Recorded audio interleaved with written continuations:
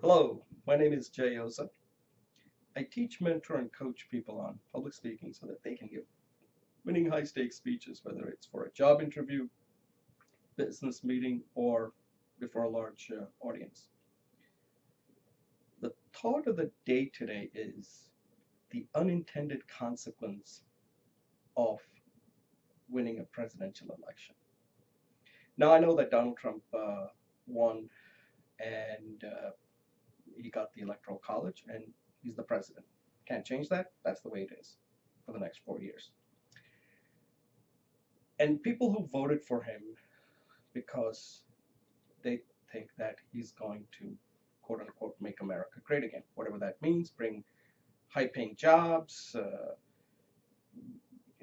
stop terrorism, uh, put a wall so that there's no inflow of illegal immigrants coming into the country. It's all kinds of stuff that they may have voted for.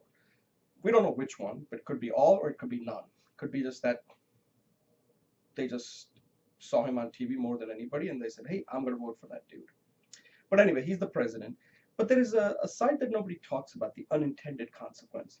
And then there's a major unintended consequence that I'll go on the record and say that in every election, there is an inflection point that later on you find out after 4 years or 5 years, like, wow, that was an inflection point. That prior to that, everything was going smoothly, and boom, after that, things suddenly change. And I'll tell you one inflection point that I'll go on the record is this concept that I call the Silicon Valley mindset. Now, Donald Trump has kind of alienated the Silicon Valley folks. It's almost like he took a 2x4 and hit him on the head saying, hey, you thought you were, you were a hot shot. Well, maybe you're not, And there is a lot of resentment by people in middle America towards Silicon Valley, partly because they're so successful. And, the media keeps saying that Silicon Valley has left these people behind. And I don't think that's the right way to look at it. They never talk about Wall Street or the corporations leaving these people behind. I don't know why Silicon Valley has to be scapegoated. In America, we compete to win. That's it. As long as you do it legally, you compete to win. And nobody does it better than Silicon Valley. So all companies, all the people, a lot of people who know if they want to make it in technology, they got to come to Silicon Valley. Companies know that they need a presence in Silicon Valley. Otherwise, they're not going to make it. But now, a lot of those companies and a lot of people are going to say, hey, wait a second. Is this really, really true? Now that we got hit on the head by a 2x4, maybe we don't need to be here. Maybe we can set up our Silicon Valley in different places if the climate was favorable. So what I think is going to happen is that this idea of Silicon Valley mindset is going to disappear, and people are going to say, wait a second, this whole thing about Silicon Valley was all in our head. Now, at some time, it might have been because of their location, universities, weather, all the other technologies located nearby, access to technology, all of that stuff that gave it an advantage.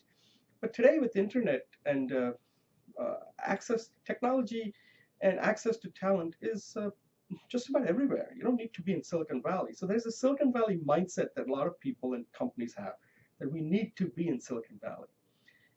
And I think that's going to be the inflection point where companies and people will not feel that they need to be in Silicon Valley. So now what does that mean from a competitiveness? What it means is that US will no longer be a leader. US will be just one of the team players. Up to this point in technology, US is pretty much the undisputed leader. But that may not be the case in the next few years. We're going to start seeing technology come from all these other countries. And US may be just another team player. Right now we have Google, Facebook, Amazon, and all of these companies. But the next generation may not be coming from Silicon Valley anymore. And a lot of people, maybe 3 years from now, 4 years from now, and the time is getting shorter, so it's not going to take long to figure this out. And they're going to cite that it was the election of Donald Trump that was the inflection point. That prior to that, nobody dared not being in Silicon Valley. Now they don't even think about being in Silicon Valley. And by not being in Silicon Valley means that US doesn't get that first access to the talent and the technology and the everything that goes with it, the business models and everything. US will be just one of the, in many cases will lead, in many cases, in some cases they will lead, some cases they'll follow, but in many cases they'll just be in an equal playing field. And that is not overall a good thing for US. They're not going to be viewed as a leader like the case it is right now. And I believe that people will cite that it was the election of Donald Trump that did that. But again, we're not going to know about this today. This will take another maybe a year, maybe 2 years, but it's not going to take that long because technology is moving fast now. You know, this is not like when we saw the Y2K, when suddenly companies realized that, hey, we can outsource work outside the US and get it done at high quality, under budget and all that. And then slowly, slowly outsourcing really took off. And then they had access to faster networks. Then we get to social media right after the 2008, the Great Recession.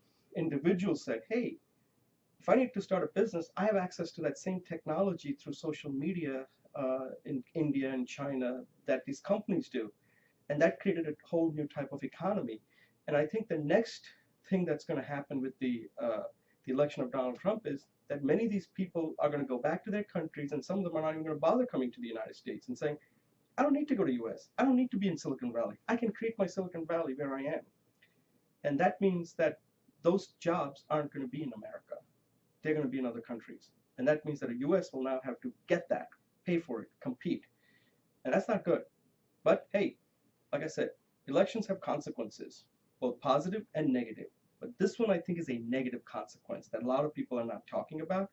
But I believe that in the next 2 years, we're going to find out the unintended consequence of electing Donald Trump.